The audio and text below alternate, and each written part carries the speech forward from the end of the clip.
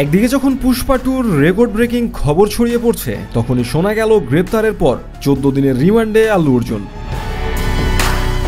4 December হায়দ্রাবাদের সন্ধ্যা cinema হলে পুষ্পা 2 সিনেমার প্রিমিয়ার চলছিল, যে কারণে সেখানে ছিল বিশাল সমাগম। তার মধ্যে আচমকা হাজির হন আল্লু অর্জুন। মুহূর্তে সেখানকার পরিস্থিতি নিয়ন্ত্রণের বাইরে চলে যায়। এই বিশৃঙ্খলার মধ্যে এক নারী তার ছেলেকে নিয়ে হলে প্রবেশের চেষ্টা করছিলেন। তখনই পদপিষ্ট হয়ে ওই নারী মারা যান এবং তার সন্তান গুরুতর আহত অবস্থায় হাসপাতালে ভর্তি।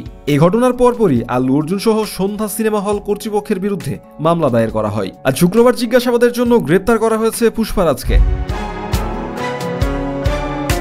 এই ঘটনা পুষ্পা টুর বক্স অফিস কালেকশনে বড় প্রভাব ফেলতে পারে, তবে তার নেগেটিভ না হয়ে পজিটিভ হওয়ার সম্ভাবনাই বেশি, কারণ অনিচ্ছাকৃতভাবেই এই ঘটনাটি সিনেমার জন্য এক বিশাল মার্কেটিং হয়ে দাঁড়িয়েছে। এমনিতেই পুষ্পা টু এই সপ্তাহে ভালো ব্যবসা করত, কিন্তু গ্রেপ্তার ও রিমান্ড ইস্যু যেন আগুনে ঘি ঢেলে দিল। এখন এই সিনেমার নাম দেশের আনাচে কানাচে ছড়িয়ে পড়বে। আগামী 2 দিনেই সিনেমাটি ইতিহাস গড়তে পারে। যেখানে ধারণা করা হচ্ছিল পুষ্পা টুর ব্যবসা আনুমানিক 1500 থেকে 1800-র মধ্যে থাকবে, এখন সেটি 2000 কোটিও ছাড়িয়ে যেতে পারে। আপনাদেরও কি তাই মনে হয় নাকি অন্য কিছু? জানাতে পারেন কমেন্ট বক্সে।